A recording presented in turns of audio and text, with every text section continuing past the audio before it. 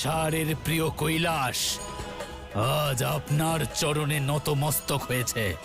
অর্থাৎ এই সমগ্র সংসারের শক্তি কেন্দ্র আপনার অধিকারে। মাতা, আজ আপনি এটা প্রমাণ করেছেন যে আপনি কেবল আদি শক্তি নন, সর্বশক্তিমান আপনি। আজ আপনি এটাও প্রমাণ করেছেন যে একজন নারী সংসারকে জয় করতে পারে এবং তাকে চালনাও করতে পারে। জয় মা কালী, জয় মা কালী, জয় মা কালী, জয় মা কালী, জয় মা কালী, জয় মা শক্তি, জয় মা শক্তি, জয় মা শক্তি। বন্ধ করো এই উৎসব।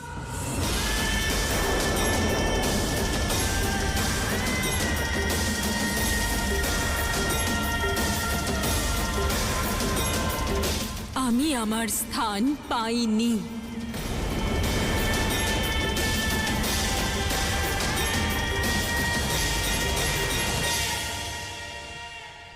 বরং শিব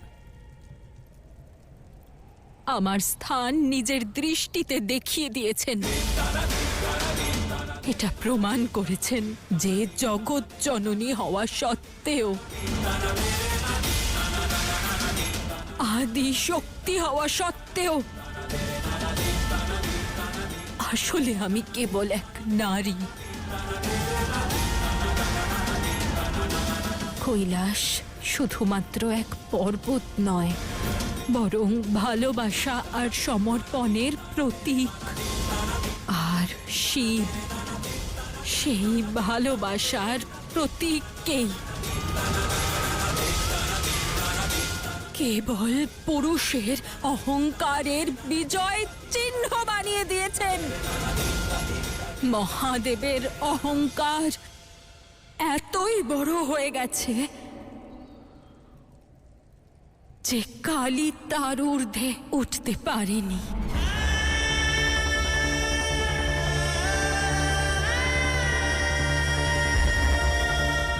আমার আহ্বান ওনার কর্ণে পৌঁছেছে, কিন্তু হৃদয়ে নয়। আমাকে এত অসহনীয় যন্ত্রণার মধ্যে দেখেও উনি আমাকে সামলাতে এলেন না।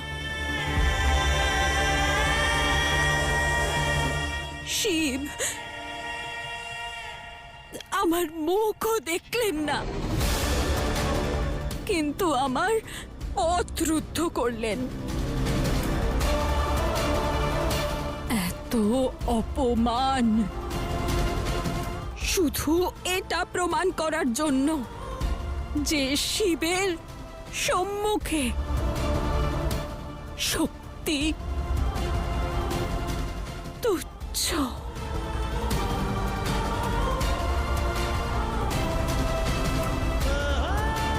যে শিব শক্তিকে কোনোদিনও সমানতার অধিকার দেবেন না।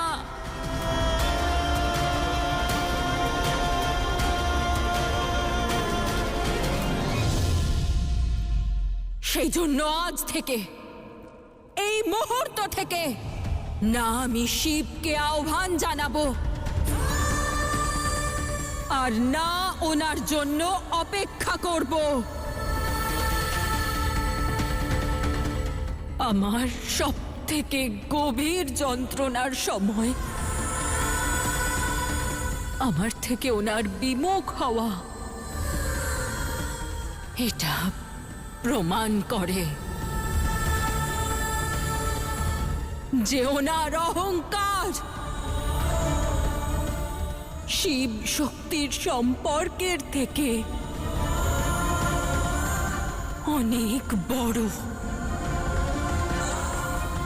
শিবের কাছে আমার থেকে অধিক প্রিয়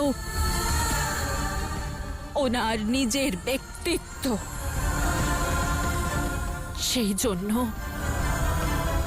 এখন শক্তি শুধু তার নিজের অস্তিত্বকে বড় করবে। আর তাই এক্ষুনি এই মুহূর্ত থেকে আমি শক্তি শিবের থেকে বিমুখ হচ্ছি, বিমুখ হচ্ছি, বিমুখ হচ্ছি।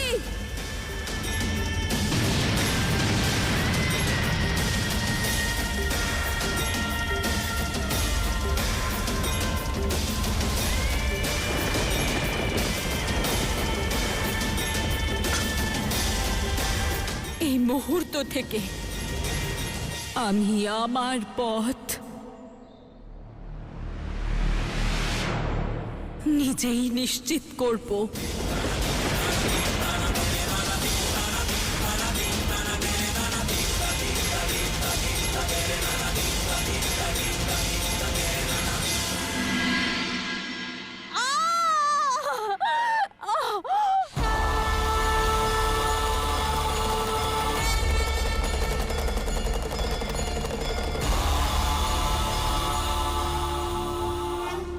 ধনী, ধনী,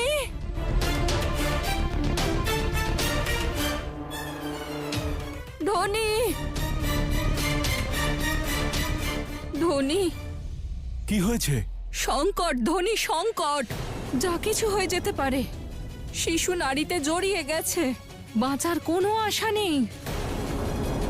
আপনার স্ত্রী, হায় ঈশ্বর, পরিস্থিতি আরো জটিল হয়ে যাচ্ছে ধনী। ওদের প্রাণের ঝুঁকি বাড়ছে, যা কিছু হয়ে যেতে পারে। আপনি আপনার কাজ করুন দাইমা, বাকিটা আমার মহাদেবের উপর ছেড়ে দিন। উনি সেটাই করবেন যাতে ওনার ভক্তদের মঙ্গল হয়।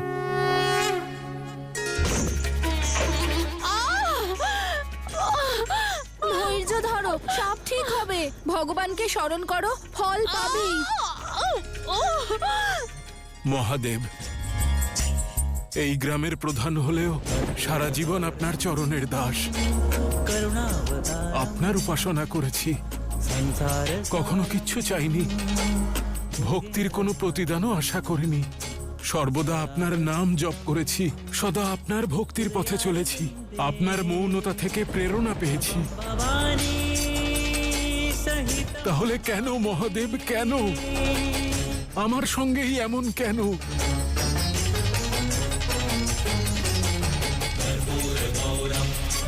আজ আমার স্ত্রী,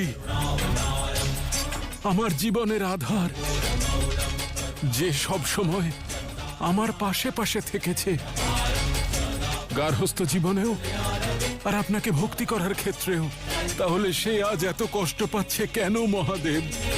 আমার সন্তান জীবন আর মৃত্যুর মাঝে দোদুল্যমান কেন মহাদেব, কেন? ভাগ্যে কি লেখা আছে জানি না, এটা শুভ না অশুভ জানি না, কর্মের ফল নাকি নিয়তির লিখন তাও জানি না। আমি শুধু এটুকুই জানি যে আমার ভক্তি চিরকাল আমার শক্তি, আর আপনার উপর আমার বিশ্বাস চিরকাল অটল ছিল। আর আজও আপনার উপর আমার বিশ্বাস, আমার শ্রদ্ধা অটল আছে। আপনি চাইলে আমার সব কিছু কেড়ে নিন, কোনো অজ্ঞাত অপরাধের শাস্তি দিন, অথবা বরদান করুন। আমি আপনার সব ইচ্ছে মাথা পেতে নেব মহাদেব।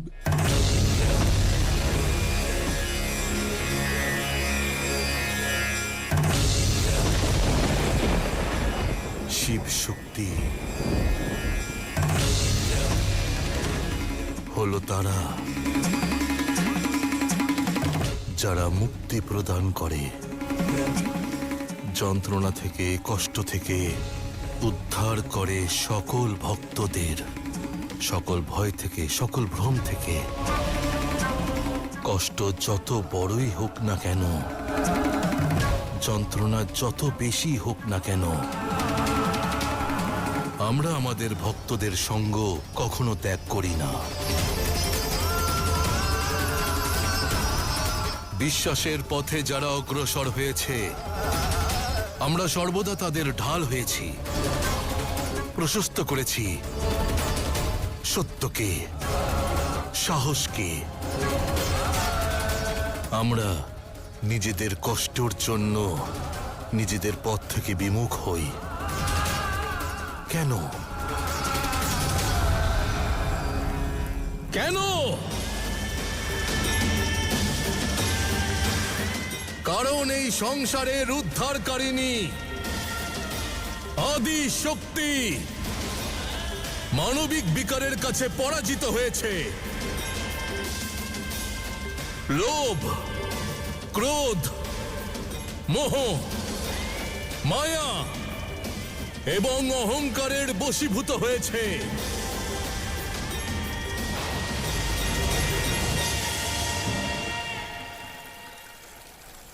কিন্তু আদি শক্তি এমনটা করতে পারেন না। আপনাকে আপনার বিকার ত্যাগ করতে হবে দেবী।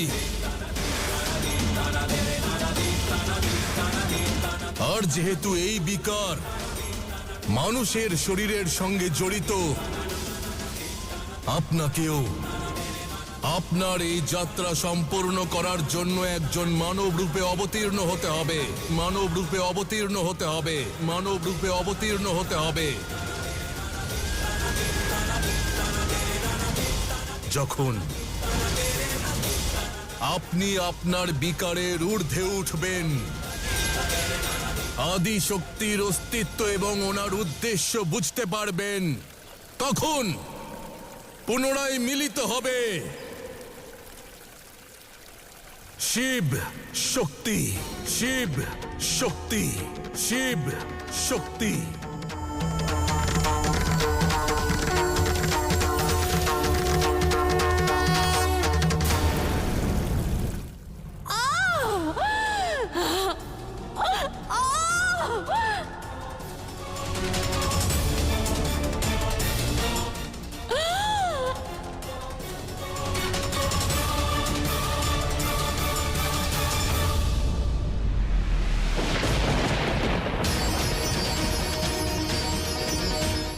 ধনী, ধনী, ধনী,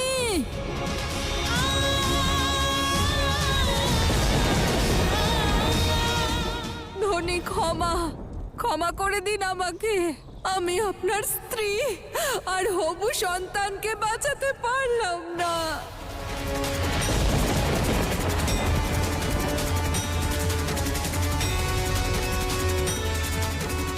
মা আর সন্তান দুজনেই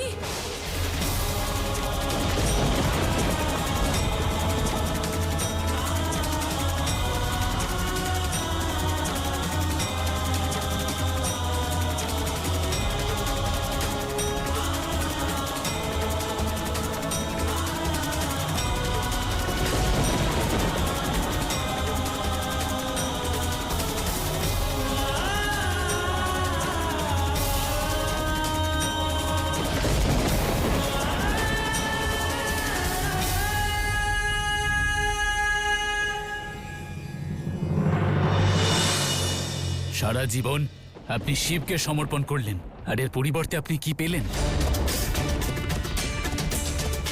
কি দিয়েছে শিব?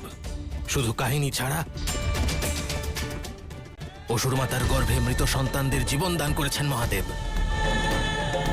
গণেশের ছিন্ন মস্তক জুড়ে দিয়ে জীবন দান করেছেন মহাদেব। এসবই কাহিনী, আমাদের কথা উনি ভাবেন না। এর থেকে ভালো হতো আমরা যদি মল্ল আর মণিকে পুজো করতাম। মল্ল আর মণি স্বতন্ত্রভাবে মা আর সন্তানকে রক্ষা করতেন। মহাদেবের যুগ গত হয়েছে।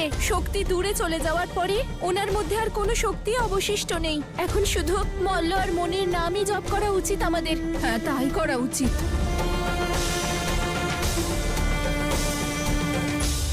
মনের মতো কিছু হলে ভালো, আর যদি না হয় তবে আরো ভালো, কারণ তাতেই ভগবানের ইচ্ছা লুকিয়ে থাকে।